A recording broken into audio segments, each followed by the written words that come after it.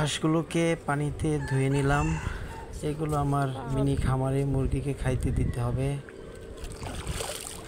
তো সকাল থেকে অনেক কাজ হইল আল্লাহর রহমতে। এবার বাসায় গিয়ে আজকে একটা স্পেশাল খিচুড়ি রান্না করতে হবে, সাথে থাকবে ইলিশ মাছের ভাজি।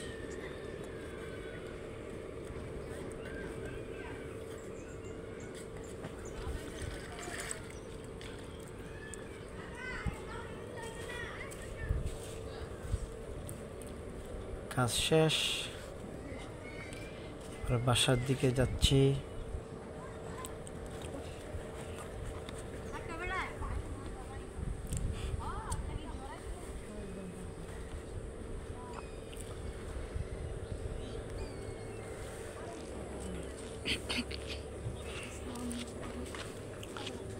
তো এই বাসায় যাচ্ছি, আমার বাসার পেছন দিক দিয়ে ঢুকতে হবে। এটা একটা পাশের গল্লি, এতে ঘাস নিয়ে। ও আজকে আমার বাসার সাইডেও একটু কাজ করতে লাগছে। বাসার সাইডে কিছু ঘাসপালা হয়ে গেছে, এগুলো পরিষ্কার করতে হচ্ছে। তো মুরগির খামারে চলে আসলাম। তারপরে মুরগির খামারেও খাবার দেওয়া শেষ মুরগিকে। এবার ঘরে খিচুড়ি রান্না করার প্রস্তুতি চলছে। আগে মশলাগুলোকে খুব ভালো করে বেটে নিতে হবে। তো এইটার স্বাদটা একটু ভিন্ন রকমের হয়। সবগুলো মশলা অর্থাৎ পেঁয়াজ, আদা, রসুন, মরিচ, তো এগুলো যদি সব বেটে নেওয়া হয় তো এটার টেস্টটা একটু ভিন্ন রকমের হয়। তো আজকে আমি নিজেই করতেছি এগুলো সব, যদিও পরিমাণটা আমার ওয়াইফ ঠিক করে দিয়েছেন, কারণ পরিমাণটা একটু আমার। তো আজকে আমি নিজেই সব বেটে নিলাম। এবার সরিষার তেল দিয়ে তেলের মধ্যে সমস্ত বাটা মশলাগুলো দিয়ে দিলাম।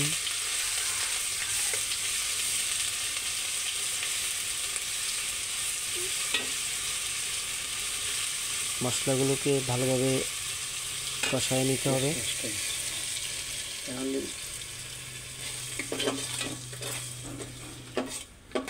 তো এখানে একটা ভিন্ন কাজ করলাম, হলুদ, মরিচ, ধনিয়ার গুঁড়াকে পানিতে গুলিয়ে দিলাম। এতে হয় কি যে এই গুঁড়াগুলো পুড়ে যায় না, তো এখানেও টেস্টটা বেড়ে যায়। এবার সবগুলোকে ভালো করে কষায় নিচ্ছি।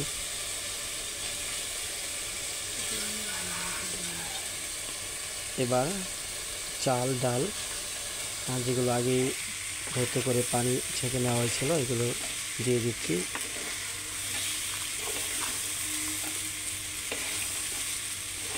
এটাকে ভালোভাবে নেড়ে ছেড়ে মিশিয়ে দিতে হবে।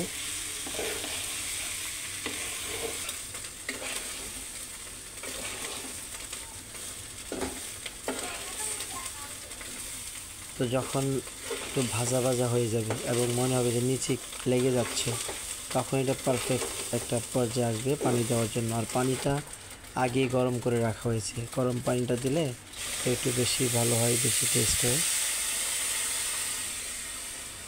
তো গরম পানি দিয়ে দেওয়া হচ্ছে।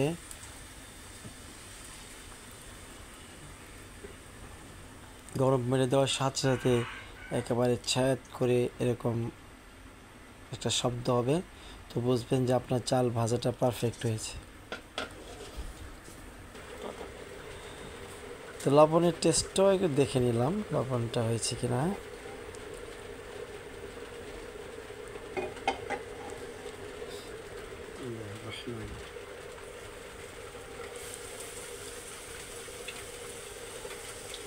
এবার ইলিশ মাছকে ভেজে নিতে হবে।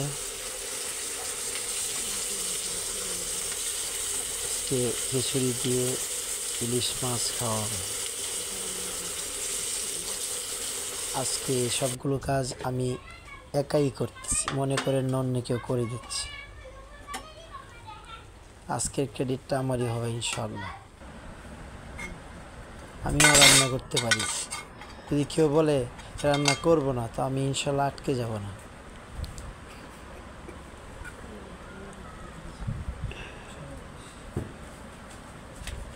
এদিকে খিচুড়ি হয়ে গেছে, ইলিশ মাছের ভাজাও কমপ্লিট হয়ে গেছে।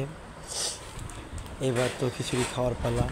দেখেই তো অস্থির লাগতেছে কখন খাবো। অনেক কাজ করা হয়েছে সকাল থেকে একটু বসার সময় পাইনি, যদিও বৃষ্টির দিন ছিল, বাইরে তো বৃষ্টি হচ্ছে কিছুক্ষণ পর পর। তো এবার ইলিশ মাছের মসমসে ভাজা দিয়ে গরম গরম ভাপ ওটা খিচুড়ি খাওয়া হচ্ছে, সাথে আবার পুঁটি মাছের ভাজিও আছে। আলহামদুলিল্লাহ, বিসমিল্লাহির রহমানির রহিম। তো খাবার শুরু হয়ে গেল। আলহামদুলিল্লাহ, সত্যি খুব অসাধারণ একটা খাবার হয়েছে আজকে, খুবই অসাধারণ। আজকে আমার মেয়েও বলেছে আজকে খুবই মজা হয়েছে খিচুড়িটা। আর আমার ওয়াইফ তো আজ স্বীকার করেছেই, যদিও উনি অনেক পাকা রাঁধুনি, অবশ্য ওনার মুখ দিয়ে স্বীকারোক্তি আসছে আজকে যে অনেক ভালো একটা খিচুড়ি হয়েছে। এখন আমি আবার অন্যদিকে যাচ্ছি, এখন তৈরি হবে একটা মিষ্টি রসগোল্লা। এটা একবারে মানে এখানে আবার আমি ওনাকে বস মানি, এত সুন্দর মিষ্টি তৈরি করতে পারে, মানে আর কিছু বলার থাকে না আমার এখানে। এখন মিষ্টি বানানোর প্রস্তুতি চলতেছে।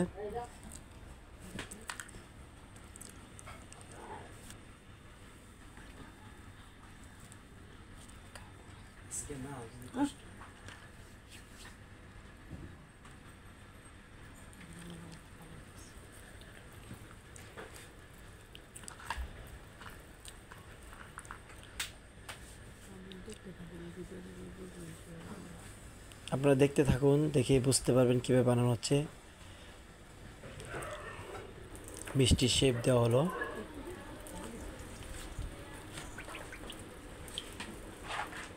সুন্দর শেপ হয়ে গেল মিষ্টির। এবার মিষ্টিগুলোকে ভেজে নিতে হবে।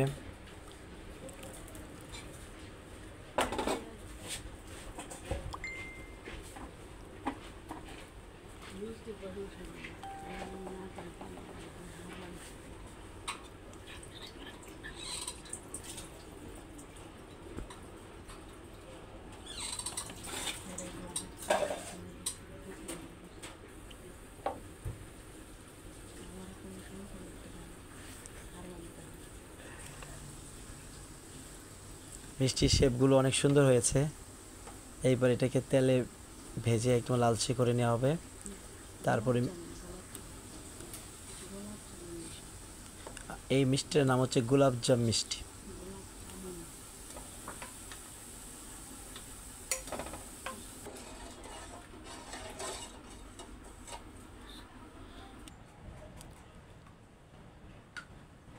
ভাজা কমপ্লিট। এবার এটাকে চিনির শিরায় দিয়ে দেওয়া হলো।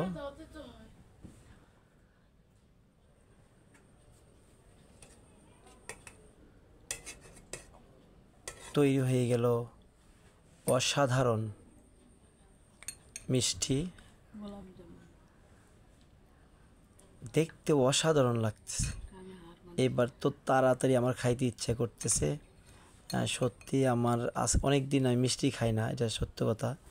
তো আজকে যেহেতু উনি বললেন যে তাড়াতাড়ি মিষ্টি বানাবেন, তো আমি খেয়ে নিচ্ছি। বিসমিল্লাহির রহমানির রহিম। আজকে যে অনেক কাজ করে হলো, এটার পুরস্কার মিষ্টি। তো সত্যি অসাধারণ, অস্থির হয়েছে মিষ্টির স্বাদটা আল্লাহর রহমতে। এবার আপনারা বলেন যে মিষ্টিটাই ভালো হয়েছে না খিচুড়িটা ভালো হয়েছে? অবশ্য আমি বলবো আমার একটা ওপিনিয়ন আছে, আসলে মিষ্টিটা অনেক ভালো লেগেছে আমার কাছে। খিচুড়ি ভালো লাগছে, মিষ্টিটা অনেক ভালো হয়েছে। আমার সত্যি অনেক ভালো লাগছে মিষ্টিটা খেয়ে, সত্যি অনেক ভালো লেগেছে। কারণ আপনারা বানিয়ে খেতে পারেন। আসসালামু আলাইকুম রহমতুল্লাহ।